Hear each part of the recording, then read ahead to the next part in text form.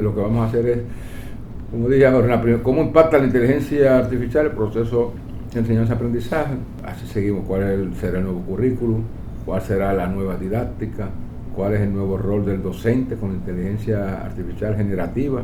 Desaparece la cátedra como la conocemos, cómo se debe evaluar al estudiante, desaparece el examen tradicional y cómo se transforma la gestión universitaria, la misma carrera también. Entonces, sobre esa base que ya ustedes están más o menos, podemos comenzar, cada uno a hacer una exposición en base a esto.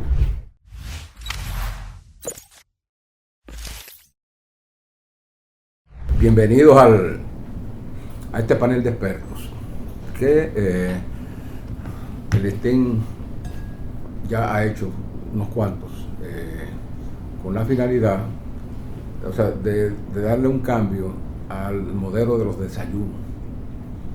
Lo nuestro tradicional es el desayuno.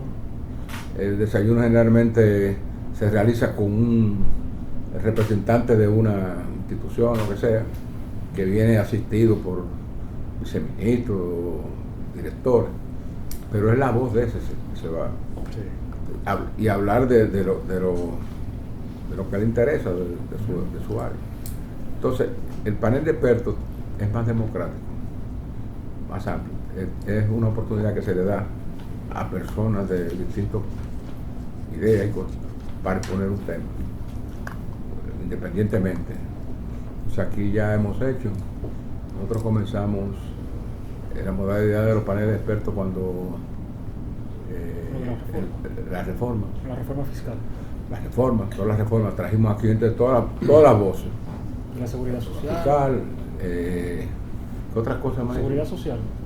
Sí, claro, hicimos seguridad social. O sea, ciertos aspectos que ameritan que la sociedad conozca cómo piensan sus especialistas. Y el último de ellos fue hace una semana con la justicia. Traímos a todos los actores del sistema. Hicimos aquí 3 días, ¿verdad? Aquí grabando los paneles, 3 días, y luego los reprodujimos en la Sandra. Entonces el primer panel que sigue a esa serie de paneles. Como te había dicho, queremos ver cuál es el impacto que ha tenido ya la llegada de las distintas herramientas de inteligencia artificial a las universidades. O sea, cómo las universidades se preparan, cómo las usan o cómo las regulan internamente. Entonces Sauro me acompaña para hacer la nota y nada, ya ustedes saben más o menos el formato. Lo que vamos a hacer es, como dije ahora, cómo impacta la inteligencia artificial el proceso de enseñanza-aprendizaje. Así seguimos, será el nuevo currículum, cuál será la nueva didáctica, cuál es el nuevo rol del docente con inteligencia artificial generativa, con la general ya cuando llegue. Falta mucho. No creo que falte mucho, ya eso lo vamos a tener fuera. Desaparece la cátedra como la conocemos, cómo se debe evaluar al estudiante, desaparece el examen tradicional y cómo se transforma la gestión universitaria, la misma carrera también. Entonces, sobre esa base que ya ustedes están más o menos, podemos comenzar, cada uno a hacer una exposición en base a esto, 3 o 4 minutos, lo que sea. Entonces, esto es para abrir un diálogo y nosotros seguimos entonces preguntando. O sea que perfecto. Podemos comenzar contigo, con los profesores. Bueno, definitivamente la academia es una de las instituciones que más impacta la inteligencia artificial. ¿Y por qué? Al igual que el periodismo, la academia es una gestora de conocimiento, ¿no? Sí. De conocimiento académico, científico, tecnológico, y gestiona el conocimiento para transmitirlo a los estudiantes, que son nuestros clientes, nuestros receptores fundamentales, el actor, yo diría, fundamental, y el profesor, que es el agente transmisor de ese conocimiento, ¿no? Con la inteligencia artificial, esa relación profesor-estudiante en cuanto a enseñanza-aprendizaje se ve tremendamente impactada, sí, muy impactada, porque la inteligencia artificial es un productor de conocimiento, ya lo sabemos, ¿no? Nosotros le ponemos información, lo que estábamos comentando hace un momento, y tú le dices, dame un resumen, relacióname este documento con este otro, búscame información de este tipo y te lo trae resumido. En otras palabras, esto lo que indica que se tiende a que el estudiante autogestione su propia información y conocimiento, desde luego con un plan de estudio, que eso nunca va a desaparecer, obviamente, porque el plan de estudio en la materia, ¿no? Es la guía para que un estudiante aprenda sistemáticamente una disciplina, ¿no? Pero ahí es donde viene el tema de cómo impacta, que usted lo mencionó en la lista, primero al profesor como ente tradicionalmente transmisor de información en cátedras, como nosotros la conocemos. El rol del profesor se va a cambiar, sí, definitivamente. Por dos razones. Primero, porque la producción de conocimiento es muy rápida, demasiado rápida. Es decir, lo que nos toma a nosotros, para ponerlo como ejemplo, hacer una búsqueda en Google de un tema y componer ese tema buscando diferentes fuentes. Hoy en día la inteligencia artificial lo hace eso 10 veces mucho más rápido, quizá más, mucho más. Es decir, el costo que tú tienes después de organizar esa información, la inteligencia artificial te la hace en minutos, en segundos, ¿no? Solamente tú tienes que tener clara cuáles son las fuentes, obviamente. Entonces, esa información que se produce, ya el profesor no tiene que informarla como lo hacía antes. Si ya no tiene que pararse delante del estudiante, hacer un detalle de todo esto.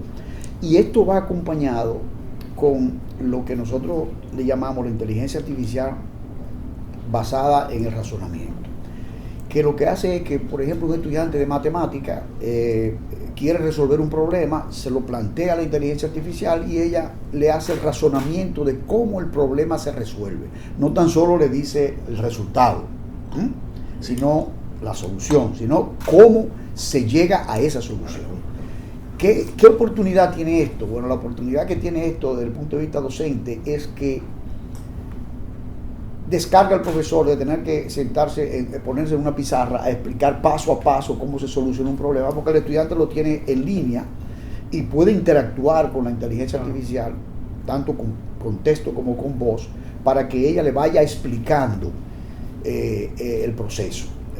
Y puede cambiar los términos del problema, y entonces hay una interacción entre la inteligencia artificial generativa, en este caso ChatGPT, Gemini, cualquiera de ellas, y el estudiante. Entonces, si es así, uno se pregunta, ¿qué va a hacer el profesor? Esa pregunta le iba a hacer. ¿A dónde quedará el profesor? ¿Dónde va a estar el profesor? Bueno, porque primero hay que educar al profesor para claro. Bueno, el profesor va a tener que reentrenarse. Tiene que haber un proceso de reentrenamiento normal en que él tenga que adaptarse a esa tecnología y preparar las clases basadas en esa tecnología, basada en la tecnología de inteligencia artificial. Por ejemplo, seleccionar los problemas, ver que ya la inteligencia artificial lo hace, los test de nivel que tiene el estudiante, que te ubica de 1 a 5, cómo tú estás en este tema, y te dice, bueno, estoy en nivel 3 o nivel 2. Entonces él da seguimiento, monitorea ese proceso. Entonces el profesor se va a convertir en una persona que monitorea el desarrollo del estudiante. Y entonces interactúa cara a cara con el estudiante cuando el estudiante tiene problemas. Y además interactúa cara a cara con el estudiante para evaluar el nivel de conocimiento que él va teniendo. Porque de alguna manera hay que evaluarlo, ¿no? Hay que evaluar al estudiante. Pero puede llegar un momento en que el estudiante, que por sí mismo apele a este recurso tecnológico y le den la solución, finalmente confíe más en lo que le diga la inteligencia artificial que lo que le diga el maestro. Si esto está correcto así, no tengo que preguntar al maestro nada. Ya. Digo, no sé, a mí me parece que el rol del maestro aquí queda en una situación de riesgo. Vamos a ver eso. Vamos a ver eso, porque hay un tema importante. en los modelos de lenguaje, de los LLM que se le llaman, Large Language Model, y es que alucina cuando no se sabe preguntar correctamente lo que se quiere, cuando no se optimiza esa pregunta. ¿Cómo se logra eso? No sabe.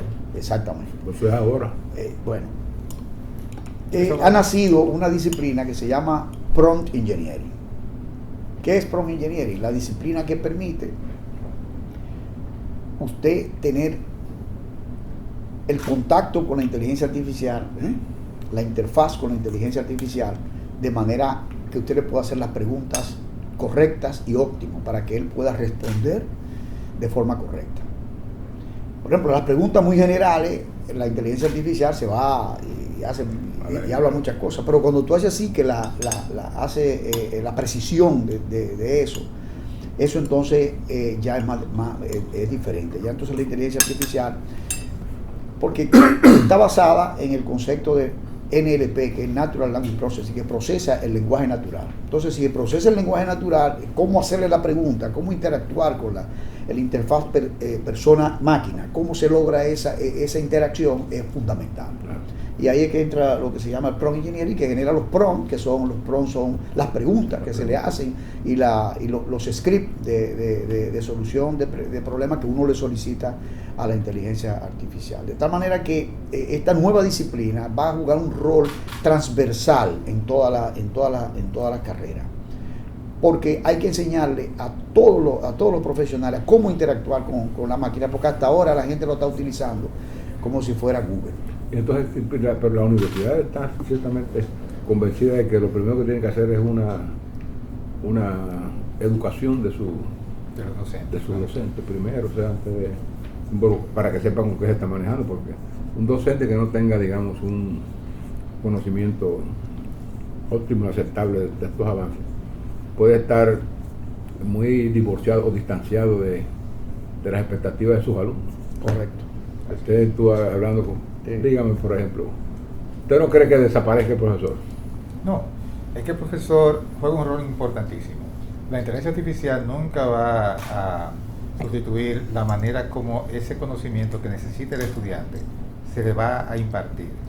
También la parte que tiene que ver con que el estudiante interactúe con la inteligencia artificial para que le enseñe un contenido, ese contenido, ¿quién le va a decir al estudiante que debe buscar? Es decir, alguien tiene que diseñar los contenidos, la manera como presentarlos, porque lo que se quiere que el estudiante aprenda son competencias, no solamente conocimiento, sino que sepa aplicar eso. Entonces, ya la manera de enseñar está cambiando. Bueno, hace mucho, pero se está dando más énfasis ahora en que el estudiante no aprende contenido, sino competencias. Él debe aprender es a hacer cosas de la vida real, con lo que aprende en la escuela, sea ya a nivel primario o universitario. Entonces, en ese sentido, la manera de cómo se diseña esa manera de que él adquiere esas competencias, eso es variable. Ahí el profesor es que va a jugar un rol importante. La inteligencia artificial puede cooperar, ayudar como una herramienta, pero a mi entender, todavía alguien tiene que tener ese dominio, porque eso es variable, eso cambia, es dinámico. Entonces, no puede ser un programa que se entrena con unos datos que muchas veces son sesgados y que hay que tener una adaptación inclusive al estudiante. En eso puede ayudar la inteligencia artificial a poder hacer una educación más especializada, vamos a decir así, o más focalizada en cada tipo de estudiante, pero necesariamente el rol de alguien que supervise ese proceso es importantísimo. Y eso es lo que tiene que hacer el profesor. Entonces el docente necesita, como dijo usted, entrenarse en qué hace la inteligencia artificial y qué no hace. Y cómo aplicarla de manera, vamos a decir, pertinente. Ética. Y pertinente. Es decir, que el estudiante la use, eso no se puede, ni se puede evitar, ni se debe evitar. El estudiante debe usar la inteligencia artificial. Aunque la use bajo ciertos marcos de supervisión y de... Sí, de forma crítica. Eso es lo que el profesor debe enseñarle, a cómo utilizarla de forma crítica. Yo la uso y fomento que mis estudiantes la usen también. Y en mi uso diario detecto siempre problemas. Es decir, yo reviso todo lo que me arroja la inteligencia artificial, pero no dejo de usarla porque es un mecanismo increíble para ahorrar tiempo. Claro. Ahorrar tiempo, hacer mejor las cosas. Entonces, en ese sentido, yo lo aplaudo.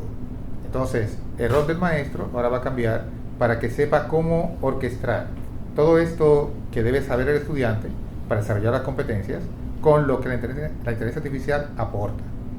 Entonces, si una de las grandes virtudes de esta inteligencia artificial es simplificar las cosas haciéndolas en un tiempo más corto, se supone que concomitantemente con esa virtud, tanto el docente como sus alumnos pueden también avanzar mucho más en el aprendizaje de lo que dice un calendario de tiempo de la universidad. ¿Qué le parece? Porque, aquí, si podemos hacer la cosa tan rápido, entonces no podemos hacer la carrera tan larga en el tiempo.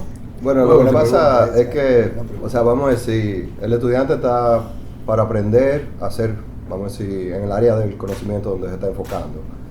Y el aprendizaje no es de un día a otro. O sea, yo puedo leer un libro o leer algo de la historia y no necesariamente se me va a quedar. Pero lo que se ha visto es que tú tienes que practicarlo. Y por eso hablan sobre miles de horas de práctica para ser vamos a decir, perfeccionista en el piano. Y lo mismo pasa. Tú no puedes pensar que tú vas a poder hacer cálculo avanzado si tú no sabes sumar. Entonces hay que pasar por una etapa de aprendizaje, de maduración, de repetición, que toma tiempo. Obviamente yo sí creo que vamos a poder ya en clase avanzada tocar mayores temas o hacer trabajo más rápido, pero pensar que de un día a otro con inteligencia artificial todo ese conocimiento se nos va a quedar en la cabeza no es realista, porque así como ha avanzado la inteligencia artificial, no ha avanzado la capacidad humana de desarrollar conocimiento, o de pensar o de asentarlo. Porque por ejemplo, de la cosa que yo digo, no es lo mismo, yo usé inteligencia artificial, ya mi cerebro llegó a una etapa de madurez, que mi hijo. Si mi hijo toda su tarea la hace con inteligencia artificial, su cerebro no se va a desarrollar, como un músculo. Yo no puedo pensar que yo voy a correr más rápido que Félix Sánchez de un día a otro. O sea, yo tengo que practicar, yo tengo que correr todos los días. Hay cosas, hay actividades, y el cerebro es así. El que no lee, el que no escribe, no va a poder escribir una novela. ¿Verdad? Hay excepciones, pero no va a poder escribir una novela. El que no comienza con la parte básica de álgebra, de cálculo, no va a poder descubrir temas avanzados. Y aquí entra un tema que se ha mencionado. Interesante. Yo diría que con la inteligencia artificial también tenemos que entender cómo ya funciona. Y la inteligencia artificial a lo interno son conceptos matemáticos, de probabilidad. Y si nosotros no tenemos esos conceptos básicos de cómo funciona la matemática, nunca vamos a poder entender cómo la inteligencia artificial está verdaderamente tomando decisiones. Por ejemplo, mucha gente se encuentra el interés compuesto difícil, pero es una fórmula muy sencilla. Entonces, tenemos que poder desarrollar la habilidad de nosotros para poder entender la inteligencia artificial. Y alguien, el que esté empujando y desarrollando la inteligencia artificial, sí entiende cómo funciona el interno. ¿Verdad? Yo entiendo que nosotros en la universidad, por un lado tenemos que usar la herramienta, ver cómo cae en todos los lugares, pero también cómo nosotros desarrollamos el conocimiento para el mismo desarrollo de esa inteligencia artificial. Porque si no, lo que va a pasar es que vamos a estar todo muy igualitario a de donde venga la inteligencia artificial.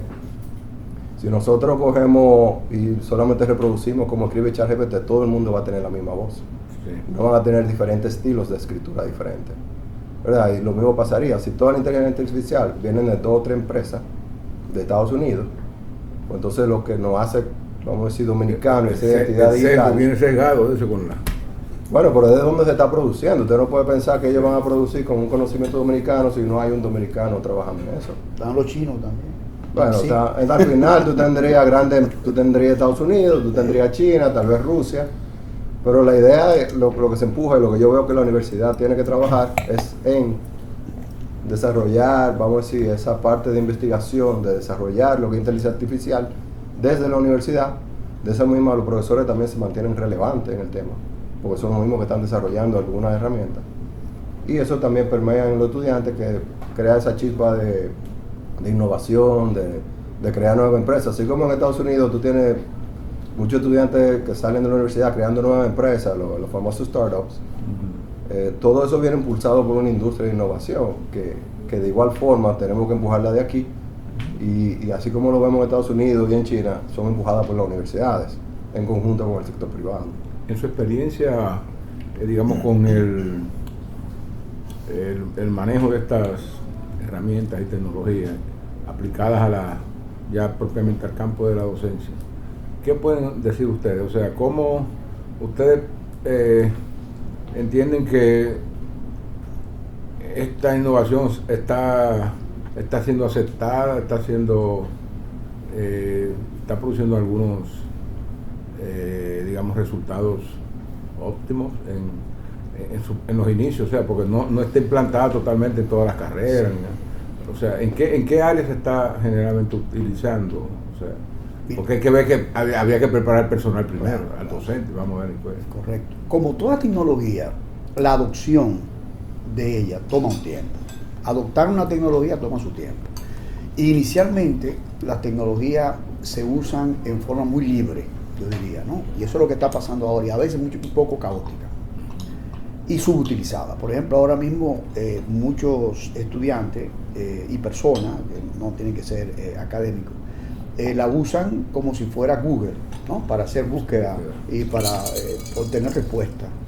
Y realmente, como se ha dicho, la inteligencia artificial está diseñada más allá de una máquina de búsqueda, es un generador de conocimiento. Entonces, es indiscutible que la adopción va a llegar en algún momento. Entonces, la adopción, como se ha dicho, tiene que venir inducida por la academia. Y como se ha dicho también, los primeros que tienen que estar preparados para usar esa tecnología son los profesores. Correcto. Para que induzcan en el aula al estudiante y lo eduquen al estudiante en cómo usar esa tecnología. Es un reto porque la evolución de la tecnología es muy rápida. Nosotros estamos viviendo un momento de una explosión extraordinaria. Y se ha dicho ya, y puede ser muy conservador, que el conocimiento se produce 4-1, es decir, por cada 4 horas que existe de trabajo académico, solamente con 1 hora tú puedes producir todo lo que tú produces tradicionalmente en las otras 4. Es decir, que el profesor, en otras palabras, puede dedicar el tiempo 1 hora a lo que hacía él en 4 horas antes, lo puede utilizar en 1 sola hora. Y esta hora va más orientada, como decía ya Felipe, el profesor Yaugel, a interactuar cara a cara con el estudiante para evaluar el conocimiento y poder entonces ver si el estudiante realmente está aprendiendo. El otro aspecto importante en esto es lo que señalé hace un momento, que las máquinas ya son productoras de razonamiento, que eso es diferente a productora de conocimiento o de información. Es que además de producir información, te razona. Y eso ya es cualitativo, eso ya rompe con todos los esquemas anteriores, porque no es simplemente, mira, este grupo de documentos, genérame una noticia, como hacen aquí en los periódicos, ¿no? ¿Verdad? Sino que tú puedes interactuar con ella en la solución de problemas. Y eso ya rompe con todos los esquemas tradicionales que nosotros teníamos en interacción hombre-máquina o ser humano-máquina. Y ahí es donde entra precisamente el rol del profesor y de la academia en inducir a los estudiantes a usar la herramienta con mucha racionalidad. Hay que ver también si los profesores están en actitud de reaprender. Es el gran tema. Pero siempre ha habido una resistencia, y cuando hay siempre tecnología, no solamente en la academia, sino en el sector privado, en el público, siempre hay resistencia al cambio. Sí. Y yo creo que en ese sentido, todas las instituciones... Resistencia a veces también. Sí, por ejemplo, cuando se comenzaron a usar computadoras, hubo temas, cuando se introdujo la calculadora hace muchos años, hubo resistencia de profesores de matemáticas. Todavía tuve resistencia en algunas materias que dicen que no pueden usar calculadora. Entonces, es normal que exista resistencia de los profesores en la actualidad con relación al uso de inteligencia artificial. Yo soy particular, igual como mencionaba el profesor Felipe, es difícil ya prohibirle a un estudiante que la use, ¿verdad? Y la idea es enseñar. Y como obligar a un maestro a que la acepte, a que no la quiera aceptar. Exacto. Se va. Digo yo porque aquí tuvieron, por ejemplo, cuando, a propósito, cuando se introdujeron los ordenadores, que dijeron que viene esto, que había mucha gente que aunque se le estaba dando entrenamiento, como que no querían que llegara tan rápido ese momento. Y para poder implantar eso, hubo un operativo aquí, una noche, sin decirle nada, sacaron todas las máquinas y pusieron las nuevas. Entonces, y aún así, bueno, muchos no tenían más remedio que ya aceptar eso. Claro. Pero Comar Asami, que era el director, seguía escribiendo en su maquinita. Sí. Y era una vaina, porque Sí. entonces, mientras todo el mundo estaba en digital, Ujú. Comar Asami hacía su cosita en su papelito. máquina, su- Después había que buscar uno que compusiera y ya no había gente para hacer eso. Lo transcribiera a Sí, no, y se murió haciendo yo tengo editoriales, yo tengo copias de los editoriales hechos originales en su papel. Original. Los guardé ahí. Todavía seguía con. para la historia. Exacto. Entonces, no, yo creo que estamos en ese proceso, ¿verdad? Las universidades están en eso. ¿Y qué pueden ustedes informar acerca de si ya se está avanzando o si esa implantación va por buenos caminos? Bueno, en lo particular, yo trabajo en la Pucamaima. Nosotros siempre tenemos capacitaciones a nivel pedagógico y a nivel del área ya de cada profesor. Y tú ves, cuando hablan sobre las capacitaciones de cómo dar clases y eso, siempre van introduciendo esos temas del uso de la tecnología, cómo usar IA de forma correcta. O sea, yo creo que yo no le podría decir que en la totalidad de los profesores todos están encaminados, porque no sería real. Pero yo creo que la universidad viene haciendo un trabajo de introducción de tecnología a la forma de dar clases desde hace mucho tiempo y se van introduciendo. Y especialmente los profesores que entran por primera vez a asistir a dar clases, que toman esos cursos y ya comienzan a encarrilarse en cómo pueden darle un mejor uso a la inteligencia artificial o cómo contrarrestar algunos riesgos cuando lo están usando con los estudiantes. O sea, como les digo, no es un trabajo 100%. Eso está comenzando ahora. Pero o sea, sí va empujándose y haciendo una mayor claridad de cómo la universidad va a usar esa herramienta. Bueno, en el caso del INTEC, nosotros tenemos carreras que por su naturaleza, deben usar la inteligencia artificial. Como por ejemplo la maestría en ciencia de datos, que la coordino quien les habla. ¿Y cuáles otras más o menos? Algunas ingeniería de software, por ejemplo, que ya está utilizando, ingeniería de sistemas, que usan ya de por sí es la herramienta para desarrollar código de programación en forma automática. Entonces ya esas carreras, que son las carreras de avanzada tecnológica, vamos a decirlo así en el tema, requieren aplicarla inevitablemente en su programa y en las materias, los programas de las materias.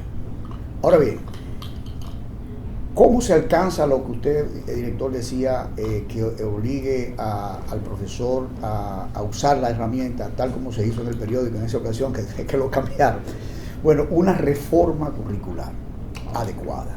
¿Qué es una reforma curricular adecuada? Que en el programa de estudio de todas las carreras, no tan solo las carreras que yo acabo de decir que son las avanzadas, ¿no? ¿Verdad? Como son ciencia de datos, ingeniería de software y sistemas, sino en todas las carreras, tanto las carreras que son de tecnología y ciencia como la carrera de ciencias sociales, medicina, todo en forma, digamos, transversal, se incluya un programa de inteligencia artificial para los estudiantes, para que los estudiantes aprendan al uso de la inteligencia artificial, sobre todo con prompt engineering, ¿no? Con la nueva vertiente esta que le acabo de decir de la ingeniería, que permite la interacción. Entonces, una reforma curricular va a obligar también va dirigida al estudiante, la reforma curricular, pero como los profesores son los que implementan esos programas, está obligado el profesor a aprender también. Entonces hay que entrenar al profesor para que luego sea el transmisor de ese conocimiento en el uso de la herramienta en forma transversal. Esa es la tendencia actual en las universidades a nivel de Estados Unidos, a nivel de Europa, y nosotros en INTEC lo estamos adoptando eso. Hay un proceso que va a venir próximamente de reforma curricular, donde vamos a incluir y estamos ya pensando en cómo incluir estas materias en los currículos de las diferentes... Estamos haciendo un análisis de perspectivas en base, digamos, a la capacidad que tiene la inteligencia artificial de proveer información y analizar y dar resultados en el tema, cualquier tema específico que se esté buscando, pero emparejada con esa facilidad o esas virtudes de la inteligencia artificial, vienen equipos que pueden ayudar a hacer el trabajo de aprendizaje o de conocimiento más rápido. Pero otras cosas, yo estoy observando y estuve ahora en China, viendo cómo los chinos, y en Estados Unidos también se da, cómo los chinos han creado una serie de robots con capacidades, con múltiples capacidades. Por ejemplo, el otro día estaba yo en Miami y me pasó por al lado un robot llevando pedidos, y la gente ya lo tiene normal y sabe caminar en la calle. Tiene los drones, sí, todos saben caminar en la calle. Entonces, pero también cuando estaba en China entramos a otro sitio de Huawei, a la conferencia mundial, y ahí llegaron unos robots a saludarnos. Había un perrito y llegó un robot de esos, a saludarte. O sea que tú lo ves que están haciendo muchas cosas. Comité de recepción robotizado. Comité de recepción robotizado. Tú lo ves trabajando en industria, en ensamblaje de cosas. Ya lo ves en los restaurantes, te sirven. Hay un hotel chino de esos, tú tocas la cosa y el que está en la puerta es un robot trayéndote la cervecita que tú pediste. O sea, eso puede llegar a ser el docente. No lo han imaginado ustedes que... ¿No han imaginado un robot docente? Se pare ahí en el TEO, en la OIM, muchachos, vámonos a la clase. Mira tú, porque es que son tan capaces. Mira, ¿cómo ustedes están viendo ese futuro? Déjame explicarle, mire. En el caso de OIM, y eso pasa en todas las universidades, hay una población docente variada. Hay profesores jóvenes y hay profesores no tan jóvenes. La resistencia mayor está con esos profesores de la vieja generación. Es comprensible. Bueno, entonces, la universidad incursionó en un doctorado en inteligencia artificial. Y en ese doctorado, la mayoría de los que están cursándolo, pues no son muchos, porque es una cohorte pequeña, 17, pero son profesores de la universidad. O sea, se está impulsando la idea. Sí. A nivel de los estudiantes, en las materias de las carreras de tecnología, como ingeniería de sistemas, electrónica, se incluyen materias que tienen que ver en parte con inteligencia artificial. Por ejemplo, robótica se imparte en las carreras de sistemas, carreras de electrónica, y el estudiante se ve expuesto a estas técnicas. Para la parte del docente, entonces, el proceso que se ha seguido es el entrenamiento, como hacen las otras universidades. Pero algunos profesores que ya conocen del tema han desarrollado cosas. Por ejemplo, utilizamos esas herramientas que están gratuitas para preparar tutores en ciertas materias, que el estudiante pueda acudir a ese tutor como un ayudante de profesor. Pero el tutor es un programa, no es una persona, no es un robot, es un programa. Entonces el estudiante tiene disponible 24 horas, 7 días de la semana, ese tutor para que lo oriente en lo que necesite específicamente en una materia. Las otras herramientas que andan por ahí, como ChatGPT, Gemini, etcétera, aunque se pueden contextualizar a un contenido específico, hay herramientas, vamos a decir, gratuitas y de mejor control del profesor, que tú le puedes especificar qué contenido va a exponer al estudiante. Es decir, el plan de estudio, que está basado en un material, en libros o unos textos, eso es lo que tú le provees esa herramienta. Entonces el estudiante puede preguntarle lo que él quiera de ese contenido. Okay. Es como si él fuera el profesor, pero en este caso con mayor disponibilidad. Entonces, comenzamos por ahí. Hay profesores que se adaptaron inmediatamente, otros evidentemente descartaron la idea. Va más lento. Sí, o descartaron la idea, porque el impulsor de esto tiene que ser el profesor, el docente evidentemente. El estudiante por su cuenta lo está haciendo, está usándolo para muchos fines, inclusive para preparar su propio trabajo. Los trabajos, las asignaciones que le hacen.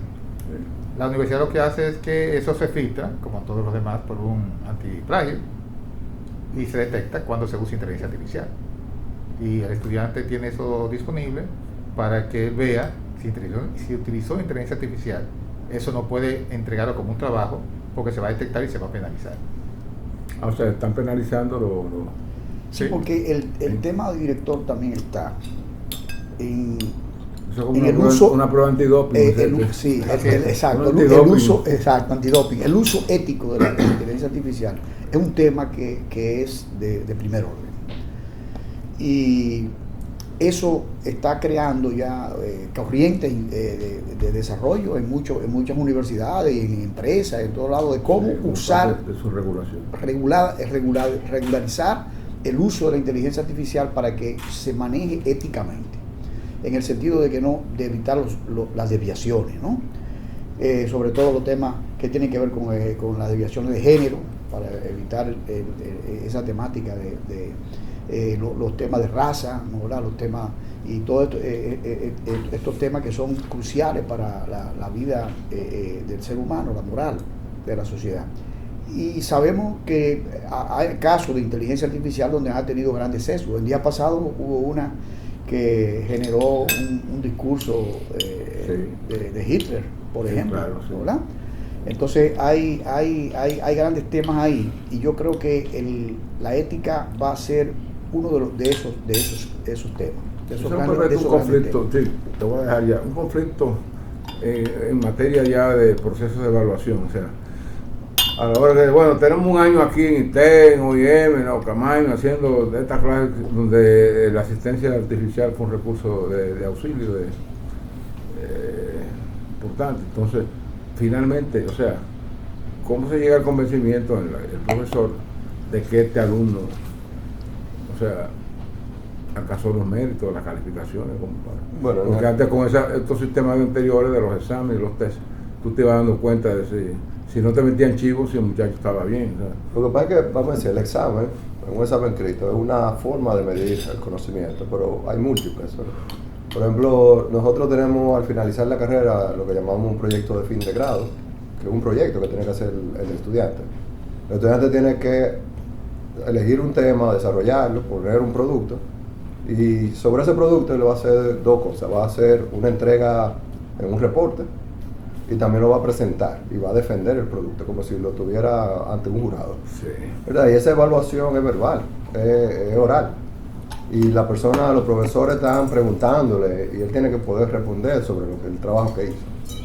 Entonces es una evaluación que no solamente está viendo un reporte, sino que está viendo un trabajo hecho, está viendo cómo él puede defender su trabajo de forma verbal, que no es solamente la parte técnica que desarrolló en la carrera, sino las diferentes habilidades de comunicación. Entonces yo creo que cuando nosotros vamos ya a nivel de materias, si un profesor nada más da 4 exámenes, no necesariamente está viendo todo el conocimiento que está teniendo un estudiante. Entonces hay que ver nuevas formas de evaluarlo, tomando diferentes perspectivas. Y yo creo que eso es algo crucial, y más ahora, donde la inteligencia artificial te ayuda bastante en escribir. Pero tú puedes defender tu proyecto, tú tienes que haberlo hecho y conocido y entenderlo perfectamente. Eso tiene que ver, antes de que tú hagas la pregunta, con un cambio en el proceso evaluativo, que el profesor juega un rol importante en esa evaluación, porque ¿quién va a evaluar al estudiante? El profesor, asistido por la inteligencia artificial en muchas cosas, obviamente, pero el profesor tiene que jugar un rol importante. Entonces, como el profesor está descargado de ese volumen tan grande de información que tenía que transmitir antes, con la formulita esta 4-1 que yo le decía ahorita, tiene más oportunidad de acercarse al estudiante cara a cara, de tener una interacción mayor, más humana. Y en esa interacción, una de las cosas que se evalúan, además de la capacidad de razonamiento, es el pensamiento crítico, y que está relacionado con la competencia, ¿no? Ese pensamiento crítico basado en competencia, es decir, que el individuo esté en capacidad de resolver problemas diferentes que se le presentan, no tan solo lo que él aprendió con la inteligencia artificial o los libros, ¿no? y el material, sino la capacidad de nuevos problemas, darle solución a esos nuevos problemas. Esa capacidad es lo que más hay que explotar en este día, esa capacidad crítica y la capacidad de razonamiento, ambas cosas combinadas, que después de todo eso es lo que es un profesional. Cuando tú después que tú te gradúas, que tú vas a la calle, te vas a encontrar con miles de problemas que nunca tú lo viste en el aula, pero tú tienes que tener la capacidad de solucionar esos problemas. Entonces ahí la inteligencia artificial acelera ese proceso. Yo creo que ahí hay un punto positivo muy a favor de la inteligencia artificial en cuanto a crear un individuo que tenga estas capacidades. El riesgo está en la academia en que los estudiantes copien y peguen, que hagan copy-paste. Sí. Ahí es el gran riesgo, que tiene que ver con los temas éticos también, pero tiene que ver también con lo que hace Felipe hace un momento decía, de usar herramientas que detecten ese copy-paste. Claro. Y eso ya tiene que ser también el profesor que maneje esas herramientas, que hay muchas, ¿no? que te detectan eso. Entonces, para mí esa es la clave fundamental, que está muy relacionado también con lo que Víctor decía, de que se pueda crear mecanismos evaluativos diferentes a los exámenes tradicionales. Sí. Diferente a los exámenes tradicionales. Hay que ir obligado a eso. Es decir, hay que ir de manera definitiva a eso, ¿no? Y eso no implica que el examen tradicional tiene que desaparecer, porque no es eso, sino que no puede ser la única herramienta que no se puede use. ser, ser complementario. Dime, Saulo. Sí, yo tengo dos preguntas. Hemos conversado mucho del rol del profesor, del maestro, a la hora del uso de la inteligencia artificial y de cómo imparte las clases con sus estudiantes. Pero en el caso particular del alumno, me gustaría preguntar, ¿están las universidades dominicanas, o sea, preparadas para evitar que la inteligencia artificial sustituya el pensamiento crítico de sus alumnos? Y la otra pregunta es, con lo que decía el profesor, en el proceso, el estudiante cuando hace su tesis, su monográfico, cosas, me imagino que, pues yo pasé por eso, yo llegué a auxiliarme de la inteligencia artificial como para maximizar y ahorrarme tiempo en algunos pasos de mi tesis. Y yo quisiera preguntar, las universidades, o sea, ¿qué pasos están dando las universidades para como regular que los trabajos de grado, las tesis, los monográficos, pues no tengan tanto contenido creado por la inteligencia artificial, sino que sea un contenido auténtico del estudiante, y como dijo el profesor, que a la hora de defenderlo sepa lo que está haciendo porque él lo hizo, no porque la inteligencia artificial se lo hizo de manera completa. Te tengo buenas noticias con relación a eso. Ya nosotros tenemos en la maestría que yo coordino, que es la maestría en ciencia de datos, la práctica de que en cada materia el estudiante realice un proyecto de un problema que él va a resolver usando inteligencia artificial. Igualmente, al final de la carrera, proyecto final, como una especie de tesis.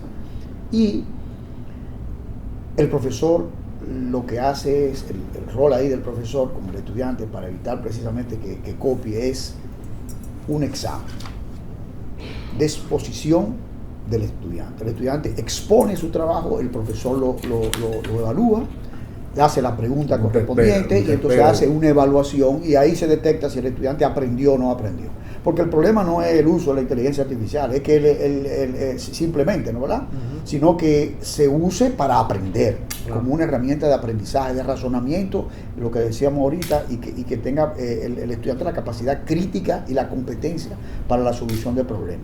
Entonces, eso que Víctor lo señaló también, es uno de los mecanismos que se están utilizando hoy en día. El profesor tiene que enfrentarse al estudiante para que él defienda su proyecto de tesis o su proyecto, puede ser un proyecto de práctica de la inteligencia. Ahí es que el 4-1 vuelve a funcionar. El profesor tiene que dedicarle más tiempo a esa cosa que estar transmitiendo información como tradicionalmente se hacía. No es que no lo va a dejar de hacer, no es eso, pero le va a dedicar menor tiempo para poder evaluar precisamente esa condición. ¿Y la otra pregunta? Sí, sobre el pensamiento crítico, de que si las universidades están preparadas para evitar que la IA sustituya el pensamiento crítico. Yo creo que nadie está preparado para que la IA sustituya el pensamiento crítico. Yo creo que esa es la gran dificultad, la amenaza que tenemos actual. Una amenaza, sí. Y pasa algo, vamos a decir... Reto, mejor dicho. Yo creo que aquí vamos a comenzar a diferenciar personas. El grupo que va a usar la inteligencia artificial como una ayuda, una herramienta que no va a sustituir su pensamiento crítico, y el grupo que simplemente va a decirle: esto es lo que yo quiero, y lo que sea que diga ChatGPT, eso es lo que se hizo.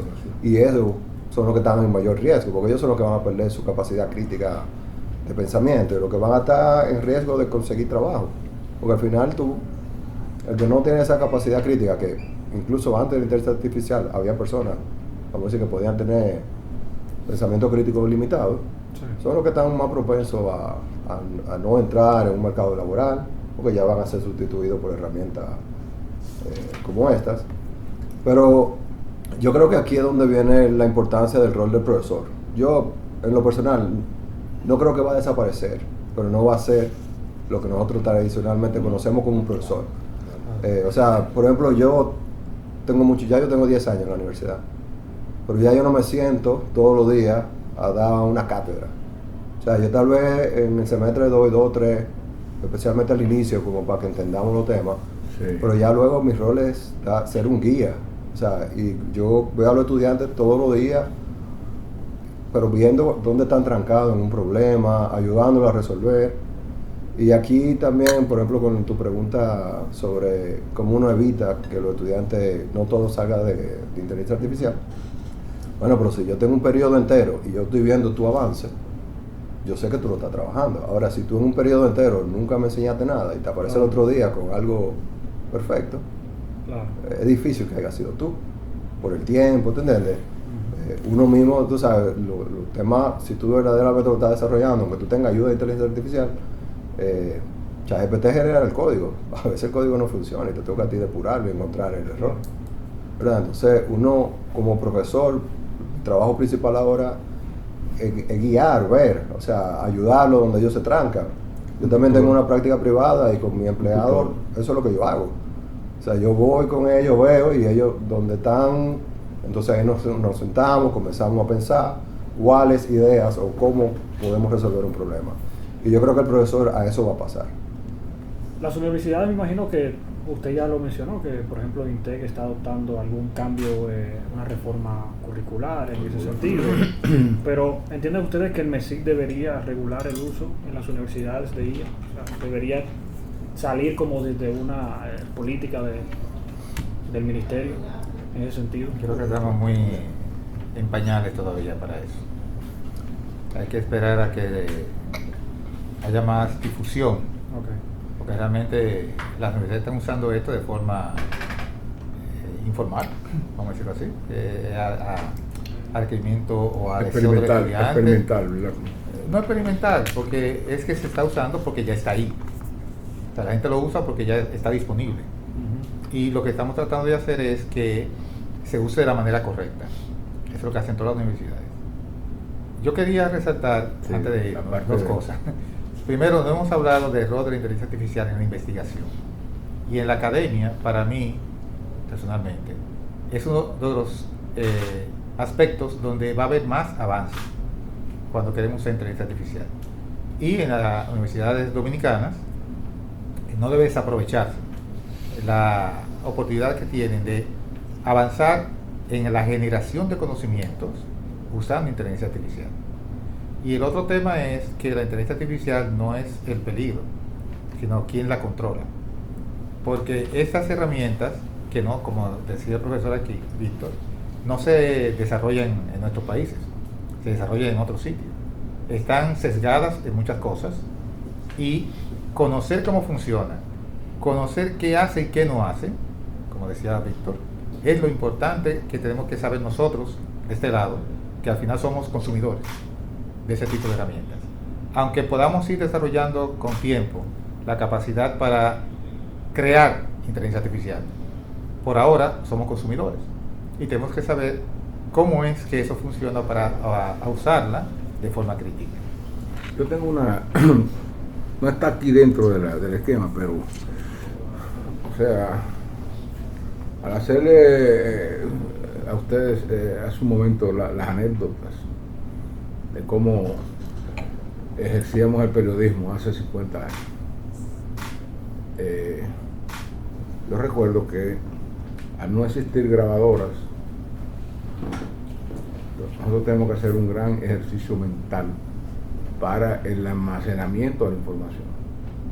Entonces, eso fue una generación que tenía, digamos, una caja preparada para guardar información y luego retransmitirla, porque me tocó muchas veces a mí entrevistar personas y yo recurría a la memoria y sacaba mis noticias sin ningún problema. Sí. Ya fui a entrevistar al profesor Juan Bosch y me dice, escribe ahí que el profesor Juan Bosch dijo, vamos a hablar, dígame que yo le garantizo que lo que usted diga va a ser fielmente. Bueno, sí. Y uno se ufanaba de que podía. Yo me recuerdo que tal vez donde nosotros usábamos la parte escritural era anotando algún detalle, una cantidad, una fecha o un dato. Pues te podía tocar con datos. Te dan 3 estadísticas de importaciones, ¿ves? Cuando viene a ver tú no sabes de qué está hablando. ¿Sí? Entonces eso lo anotábamos, esto era un truquito, anotar fechas, detalles, días, lo que sea, para que no se nos olvidara. Muy bien. Entonces, sin más herramientas que esa, desarrollamos un periodismo muy aceptable. Cuando llegan las grabadoras, era una grabadora grande, así que parecía un bulto. Reel, de open reel. Sí, que tú tenías que andar con con eso enganchado ahí y con un microfonito y todas esas cosas. De 8K. Sí. Un cassette. Como una mariconera, como dicen. Sí, era un cassette. Entonces con cassette, entonces tú 8 tracks, sí, acá con un microfonito que pones a la gente. ¿Qué pasa? Cuando eso se introduce y se va generalizando, entonces la rueda de prensa yo veía que el periodista, tanto que tenía del grande como cuando llegaron los chiquitos, era así, el tipo hablando, respondiendo una pregunta y tú ves los periodistas mirando por otro lado, o sea, confiándose en que lo que él grabara, que iba a ser, no había problema, pero que entonces tú grababas eso, pero cuando llegaba a la redacción tenía que oírlo otra vez. Transcribir. Para transcribir. Claro. Si grabó, si no grabó, está jodido. Sí. Pasó a muchos que creían que estaba grabando y no grabó nada, entonces no hicieron ningún esfuerzo mental por nada. Entonces ahora viene la pregunta. O sea, estamos en un momento en que se han desarrollado muchos aditamentos, muchos artilugios, muchos equipos que facilitan las cosas, ciertas necesidades del ser humano.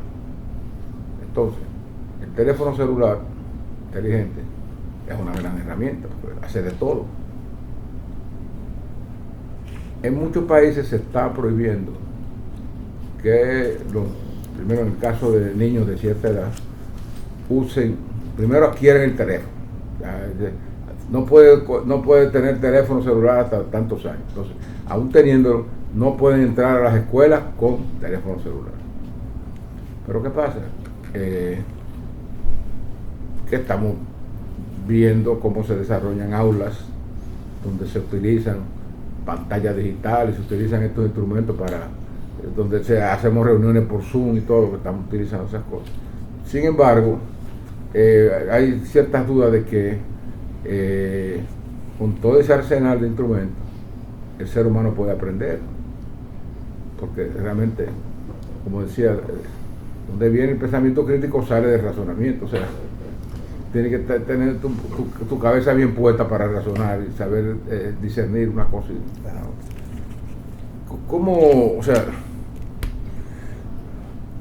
bueno, la pregunta va a lo siguiente. O sea, ya con un desarrollo tan grande de la inteligencia artificial, aplicable en muchas esferas y a cualquier edad, o sea, ¿ustedes piensan que tiene sentido prohibir que ya los niños se eduquen utilizando estas herramientas en los primeros niveles de educación básica? ¿O qué piensan de eso? A mí me preocupa más que los estudiantes universitarios, son estudiantes de primaria y hasta bachiller. Yo no diría una prohibición, pero sí hay que tener mucho cuidado. Si usted ve países nórdicos que fueron de los primeros que comenzaron a introducir todo este tema digital en el aula, también son los primeros que lo están retirando ya. O sea, al final, por eso la educación, de cierta forma, es un experimento social, ¿verdad? Vemos que funciona y que no funciona. Ellos se dieron cuenta que la introducción de todos estos medios digitales no funcionó. Y lo comenzaron, fueron de los primeros, ¿verdad? Y estamos.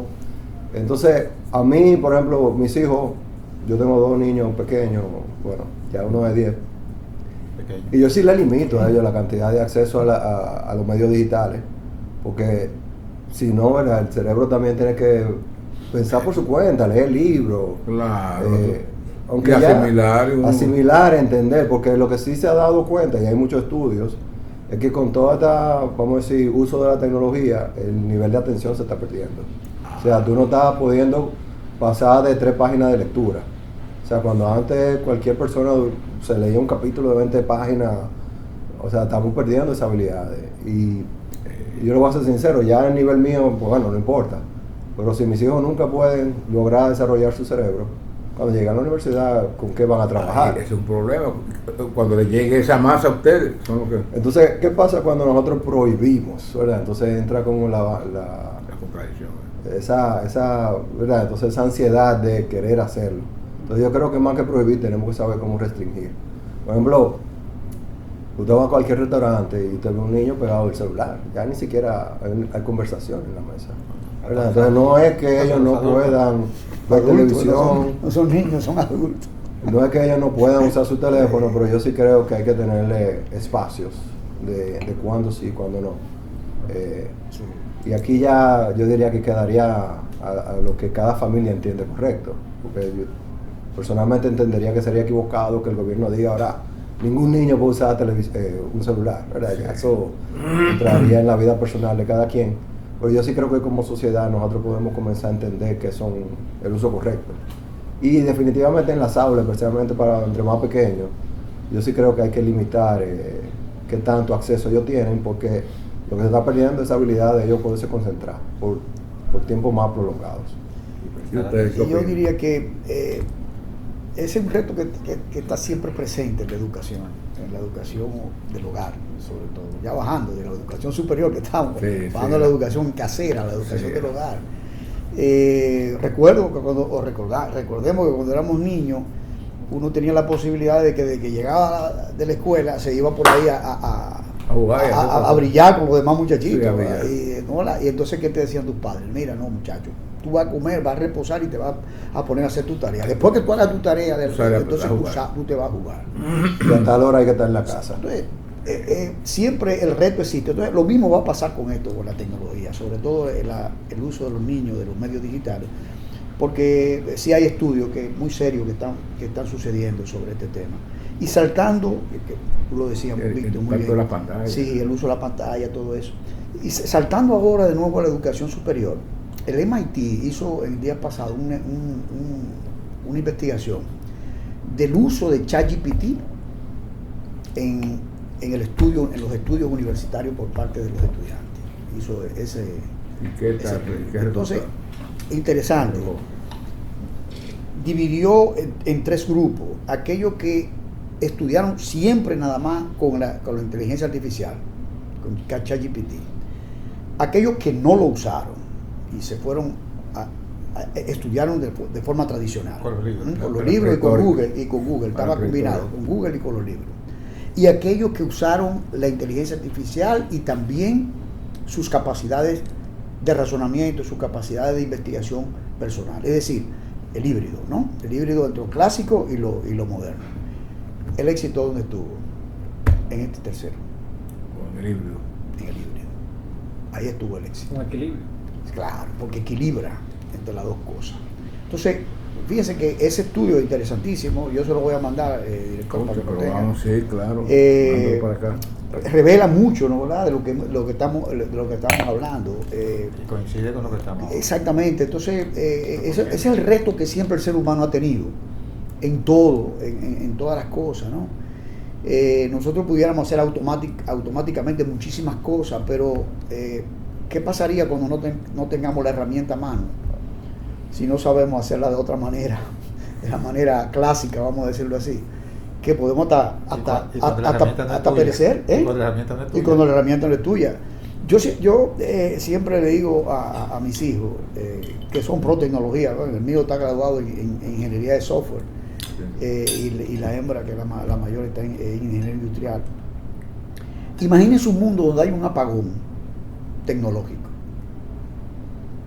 Imaginemos un mundo donde hay un apagón tecnológico que por muchas razones, se desactivan todos terroristas, cualquier cosa, eventos naturales que puedan suceder, se caiga la red de internet, se va a caer la red de internet. Si se cae la red de internet, tú no tienes acceso a la inteligencia artificial. Se fue la luz en España entera. En España se fue la luz entera. Entonces pasaron varios días ahí sin. Pero imaginémonos esa condición y pongámoslo en un escenario de aprendizaje. Llevémoslo a la universidad, este escenario, míralo acá. ¿Qué debemos hacer? Entonces, de ahí se derivan una serie de ideas que van relacionadas con este híbrido que acaba de hacer el MIT. Sí. Que por cierto, todavía no hemos hecho ese ejercicio de cómo afrontar una catástrofe de esa naturaleza, un apagón, porque yo te voy a decir una cosa: esto es muy útil, me sirve para mis oficios y mis cosas, pero a que no se vaya a extraviar este teléfono y a perderlo. Sí. Le entra a uno como una desesperación. Claro. Si tú me dices, bueno, hay que buscar auxilio, ¿y a quién llamo? Porque yo no tengo el número telefónico grabado en mi cabeza. Ese yo lo tengo en mi libretita clásica. Claro, bueno, nosotros usamos libretica, pero lo que usan la mente no está en blanco porque no han almacenado teléfono. Yo nada más me sé el mío. Porque tengo que decirlo a la gente, pero es que vamos perdiendo. Vamos dejando que las grandes capacidades de la mente se vayan. Y dependemos mucho, por ejemplo, del auxilio, por ejemplo, en la música, que a mí, yo soy un audiófilo, yo siempre vivo oyendo música, y melómano. Dependemos de Spotify y de YouTube para la música. Todo lo que queremos oír de música, vamos a YouTube y a Spotify lo buscamos, ¿no? Y el día que hay un apagón, podemos oír música. No, yo tengo mi backup, yo tengo mi CD, inclusive mi disco de pasta, y lo tengo también en digital aquí. No te desprende de Sí, lo tengo en digital también aquí, en digital, en MP3 y todo eso lo tengo aquí. Porque nunca pensamos. Si hay luz. Bueno, sí, pero por lo menos con la batería no nos movemos, ¿verdad? Con batería. Eso es prepararse. Nadie está pensando en eso. Nadie está pensando en respuesta de emergencia a situaciones como esa. Se puede pasar en una clase. En una clase, antes también se recurría mucho a la memorización. Era malo también. Sí. En extremo. Exacto, y entonces tuve que en extremo, que la gente tenía que embotellarse. Sí, embotellarse la cosa. Entonces cuando tú ponías a un estudiante a dar a explicar la cosa, si al estudiante le faltaba la última palabra de un párrafo y se le iba, ahí se cayó la película. Se le cayó la película. Resetear otra vez una hoja con un profesor ahí era sí. Entonces, Claro, de ahí hemos pasado a otras cosas más prácticas, o sea, un manejo ya múltiple de las habilidades. Bueno, vamos a ver cómo nos desenvolvemos, o sea, como estas pruebas nacionales también.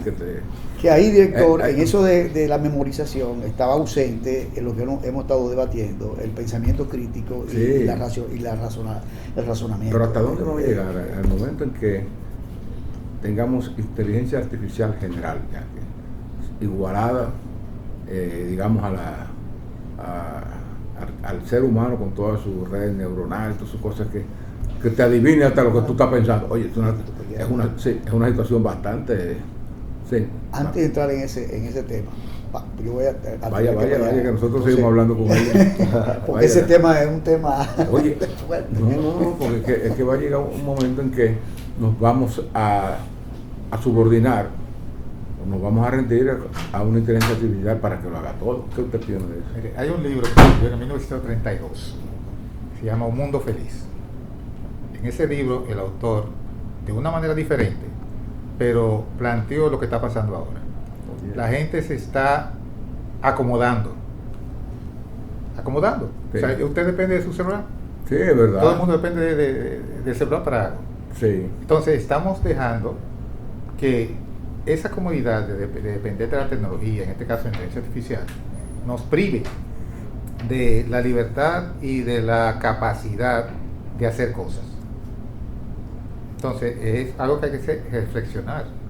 Claro. El celular uno lo ve como una herramienta útil, pero también es un medio de dominación, porque el celular te adoctrina. El celular te dice qué tú puedes ver, qué no puedes ver. Te rastrea. Claro. ¿Y quién recibe toda esa data? No somos nosotros. Entonces, esas compañías moldean la manera como uno piensa. El pensamiento, sí, te lo moldean. Te van acostumbrado a pensar en una dirección y a creer cosas y a asumir cosas que son... Entonces, yo uso mi celular y no lo dejo de usar, pero yo tengo que saber hasta dónde lo uso y cómo lo uso. Entonces, eso es lo que la gente tiene que entender, para no caer en esa trampa de estar dependiendo tanto de un dispositivo que cuando lo pierde, claro, perdiste todo. Es una tragedia. Exacto. Bueno, yo hago backup del mío. Colaborando con lo que menciona, yo creo que ahí es donde viene también la regulación. Si nosotros vemos, por ejemplo, en Europa, ellos han introducido regulación de privacidad del uso de datos para empresas, ¿verdad? Que lo que hace es que obviamente la empresa está moldeando nuestro comportamiento a través de los datos que usan de nosotros, y lo que hace la regulación es de cierta forma parar o que tú tengas la libertad. A minorar esa capacidad, la fortaleza que tienen ellos. Y específicamente en el caso de esa ley de protección que tienen los europeos, te permite salirte por completo del algoritmo. O sea que la empresa tiene la obligatoriedad de rehacer su algoritmo sacando tus datos. Obviamente eso no se ve en todos los países, pero eso es la única forma que nosotros pudiéramos de cierta forma esquivar esta preocupación que se tiene, que es legítima. Pero también lo que vemos es que, a ver si son empresas, y las empresas al final son personas en el tope, que están tomando decisiones, que están llevando hacia esa visión que se puede tener de lo que sea la inteligencia artificial, porque al final, con lo que hemos visto, ¿verdad? Cuando ya sea súper avanzada, más desarrollado, va a llevar una visión que fue impuesta por una empresa. O sea, y otra cosa, ya para ir cerrando. Fíjense que como explicó Tomás, ya muchas compañías que asesoran en innovación y todo eso, como la Protect Media, dijo él que elaboraba un periódico 14, 15 páginas con todas las últimas noticias. Entonces, cuando tú haces eso y un empresario periodístico ve que las cosas son así, puede decir, no, pero vamos a desmantelar todas estas cosas que me salen caras con personal y todo, y vamos a hacer una... Ya muchos periódicos en Europa están haciendo eso, pero todavía el éxito no está garantizado. Entonces yo me pregunto, o sea, con todos estos elementos de aprendizaje, de conocimiento, también de nuevas expectativas, de una nueva mentalidad de las generaciones actuales, que no tienen los mismos parámetros que de otras, o sea, que miran hacia otros lados. O sea, es posible que, así como desaparecen periódicos, desaparezca la universidad. Mire, ese es un tema de debate muy poderoso. ¿Qué va a pasar cuando la inteligencia artificial supere la inteligencia humana? Creo que le llaman singularidad. O paridad. Sí. Bueno, ya se superaría, ya Sí, sería. el tema se usa más el concepto de singularidad. Hay un economista, Calum Chase, inglés, que escribió un libro que se llama Economía de la Singularidad, que él hace en el libro un escenario de qué pasará cuando la inteligencia artificial sustituya a tanta gente y cierre empresas, como usted dice, y empresas se manejen con un solo individuo, porque todo va a estar robotizado, todo va a ser manejado por la inteligencia artificial. Entonces tú estás creando una cantidad de personas que no están trabajando, que no trabajan, y está siendo altamente productivo, porque la inteligencia artificial la hace más eficiente la empresa. Pero esa eficiencia tendría que traducirse en consumo de alguna manera, porque es producto que tú estás lanzando al mercado. Pero si la gente no trabaja, no va a estar desempleado, no va a tener capacidad de adquisición, y entonces puede suceder un tranque en la economía. Eso lo plantea él en el extremo. En el extremo. ¿Hasta dónde llega el ocio? Sí, el extremo, sigue, porque va a haber una cantidad de gente ociosa y tampoco van a recibir salario y no van a poder comprar lo que las empresas robotizadas y todo aquello producen.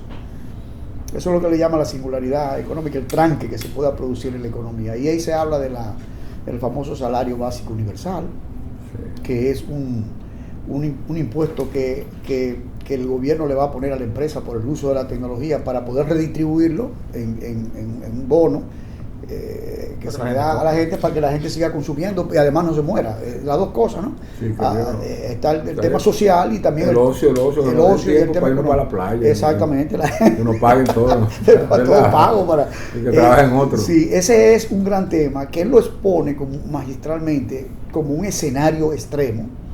Así como yo puse ahorita el escenario extremo, el escenario extremo de que la tecnología explote en un momento determinado y nos quedemos sin tecnología, un apagón tecnológico.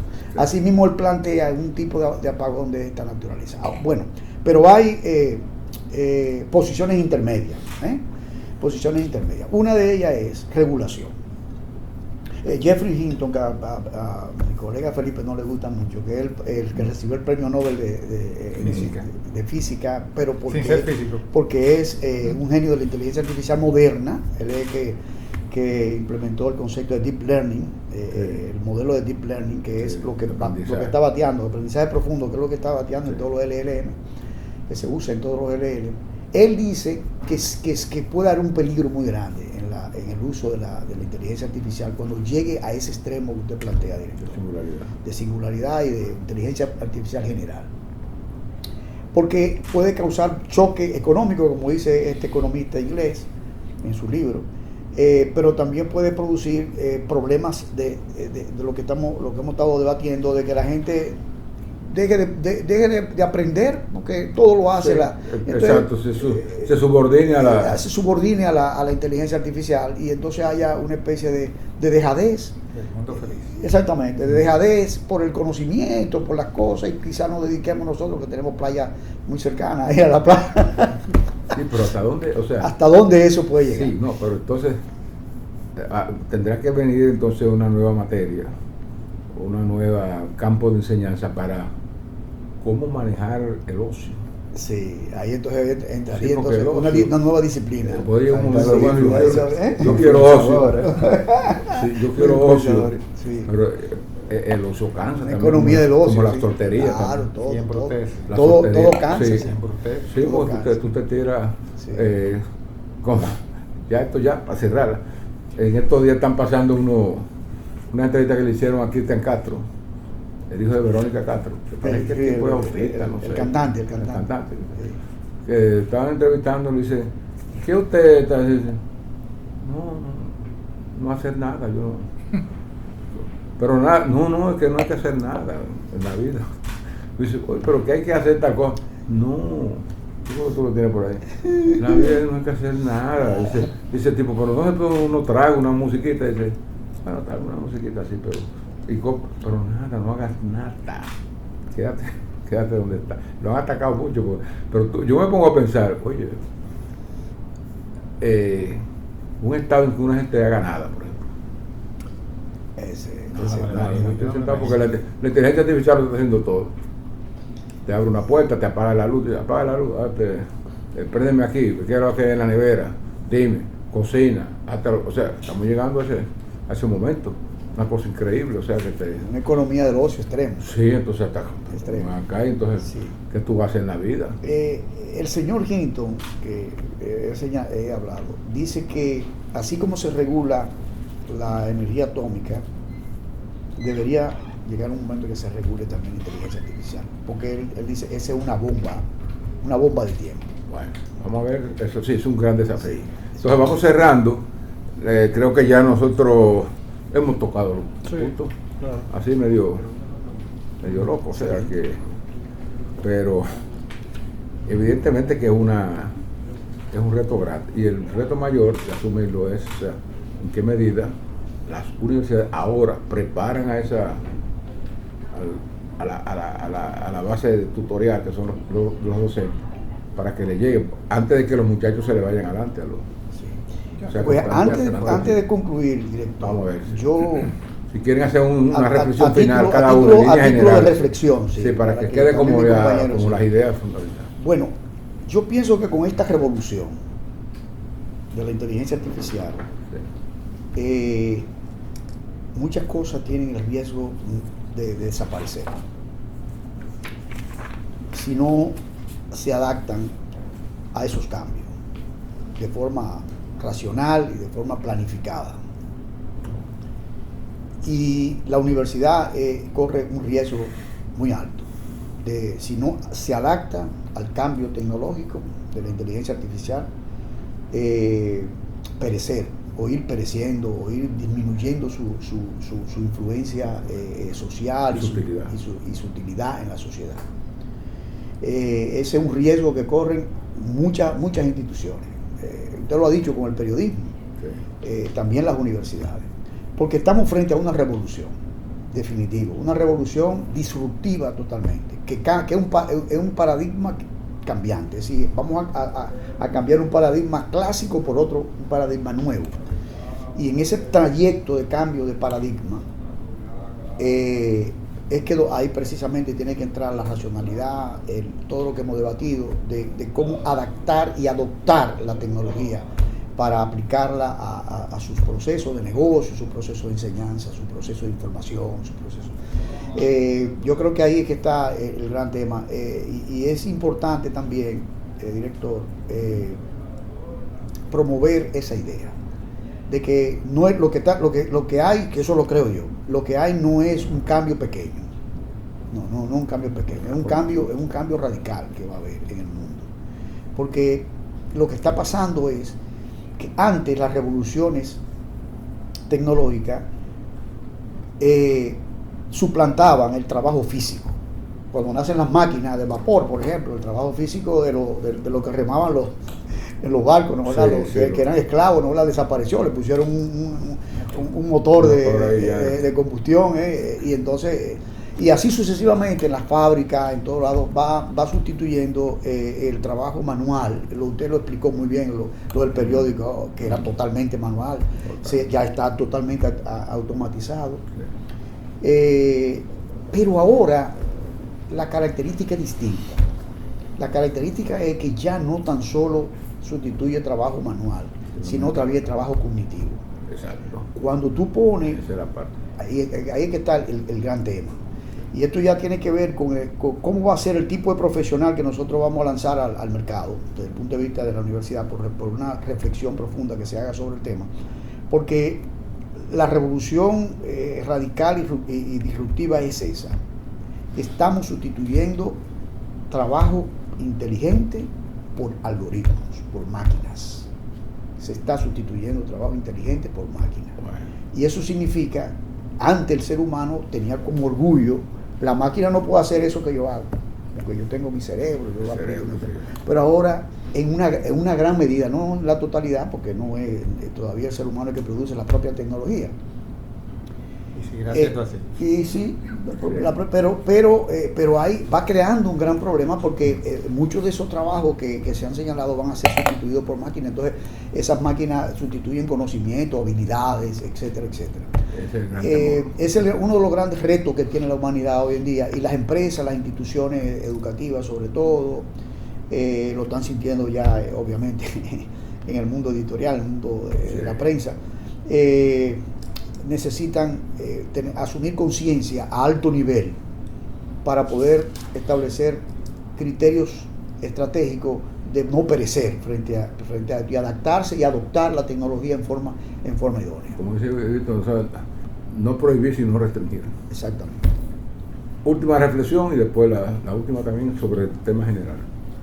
Bueno, para mí estamos frente a un reto donde la inteligencia artificial es una herramienta utilísima.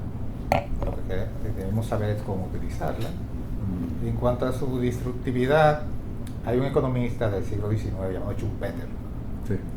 que él lo predijo hace mucho. Siglo XX. No, Schumpeter es más... 1950. La destrucción 1950. Yo escribí en estos días sobre Schumpeter, usted vio. La destrucción creativa. Ok. La destrucción creativa. Sí. Pero yo me refiero- 1950, por ahí, mediados del siglo pasado. Schumpeter. Sí. Austríaco. El asunto es que la tecnología crea cambios en el desarrollo económico.